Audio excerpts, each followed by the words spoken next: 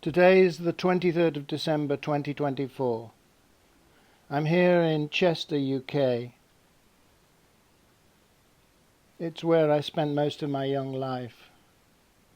It's a place I've returned to out of necessity.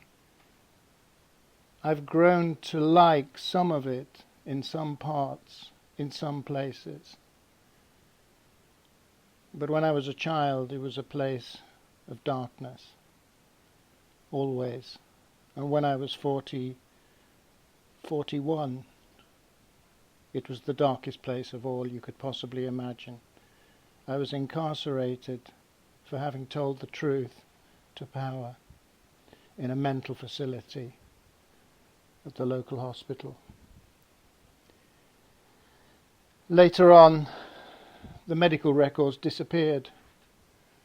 The physical medical records disappeared as my MP of the time wrote behind my back to the authorities of the hospital to get me more therapy instead of reopen the diagnosis. To their credit, the hospital wrote back to me without writing back to the MP. And they told me what the MP had done and shown me the letter he had sent them. That's the kind of Chester I know. In the bad, the very bad, and sometimes the good. What you're going to hear now, anyways, is three love poems. They're about the same person. A person who, despite myself, tried to help me escape the people who incarcerated me and their influences across the whole breadth of the United Kingdom, of Great Britain and Northern Ireland. She's from the north, but she loves like only an Irish woman can.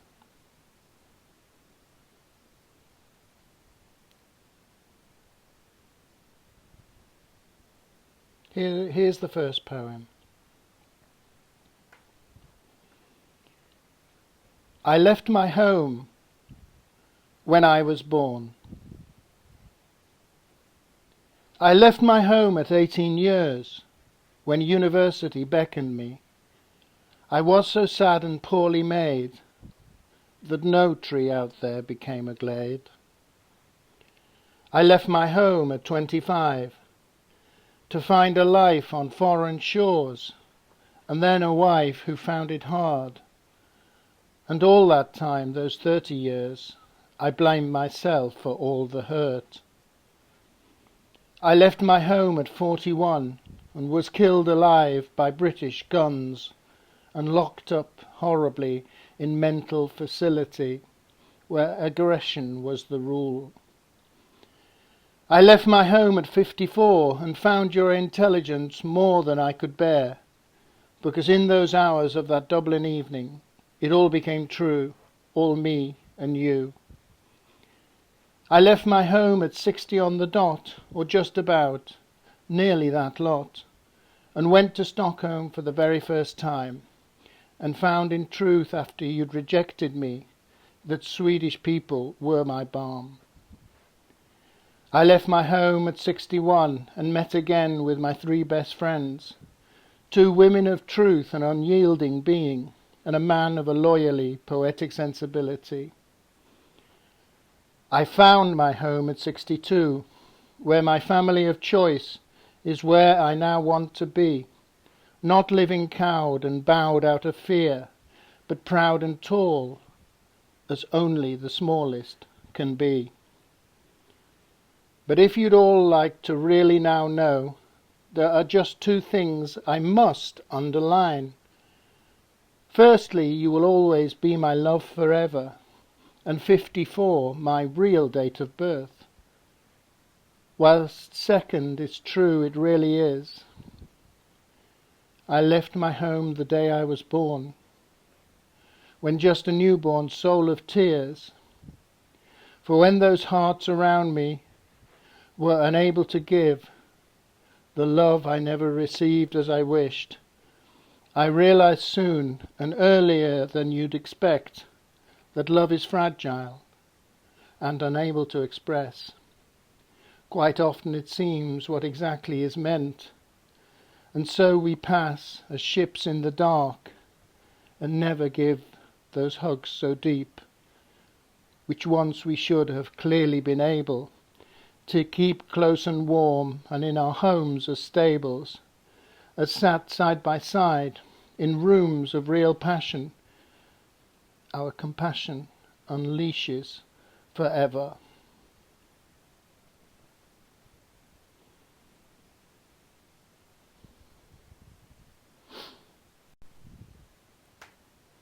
Here's the second love poem. I think it was written just yesterday on the 22nd of December, but either way in the past couple of days.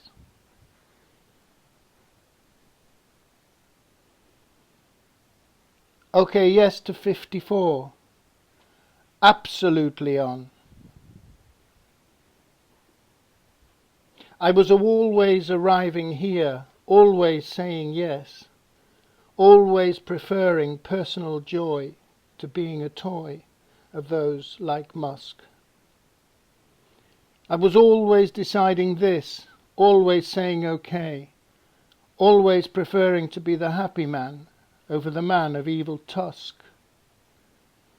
It was always being 54 when you and I met so before, as if we'd both lived other lives of close and intimate embrace.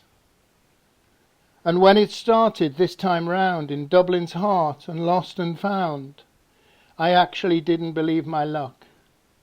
And I don't think you did either at all. And so, my love, it's true, we fucked it up then, but only for a few years of punishing trial, and still we loved each other wild. Still we sustained that truth so deep, and still we felt our hands in hand, and gloves like once to steeples tall. That day the bells ring out so full, the day I spent in awful fear of what I'd let myself in for, and how dear and costly it would become. But all that anger and bad confusion dropped full away on the 54th, of liffey views and sharp reviews, your words so clear and purposeful, your eyes flashing willful and quite sharp too, but deep inside a kindness I'd die for, the acts of Irish womanhood, where truths are true and life is real, and still we hear the spinning wheel.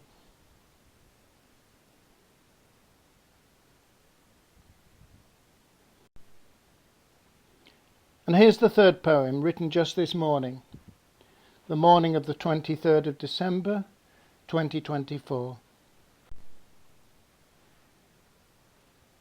A Christmas story for my dearest sea.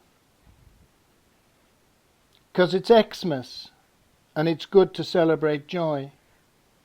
But we must remember those who are unable to celebrate right now, for we are late and deliberately so to their party, and how. 'Cause it's Xmas, and it's fine to dine and wine, but we must recall those who do not call any more, 'cause they are past, and now a part of the past, like you and me ain't yet. 'Cause it's Xmas, and it's cool to enjoy this Yule, and be with the people who for us are true. But we must never forget that most of the people who run the world for us all do so primarily for their own benefit. 'Cause it's Xmas, and I'd just love to be with you right now. And how I would, so yeah, I would, if only we could for the rest of. But if we can't, please just keep close to your beautiful heart, that my art has always been a purposeful and exact reflection and mirror of my entire inner self. And when I say I love you entirely, That is entirely what I mean. I love you forever and always, dearest C.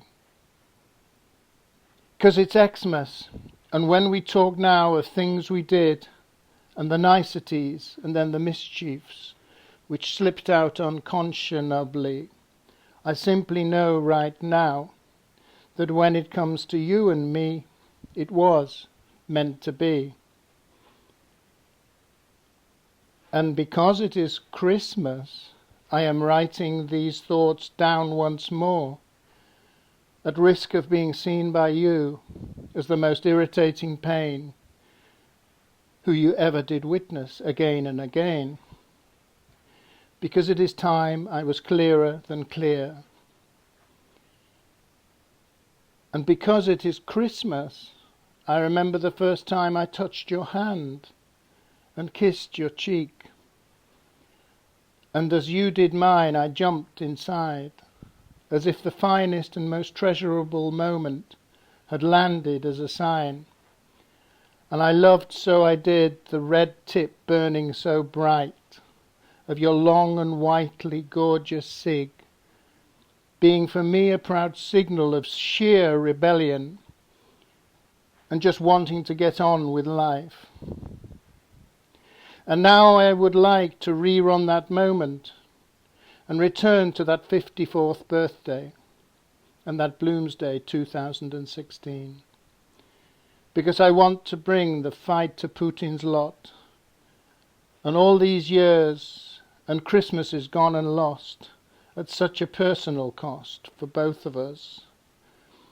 I want to bring the fight to Putin's lot with your friends on board. Yes, it is time, being time to rhyme with the people and company you keep, you and me and the CIA.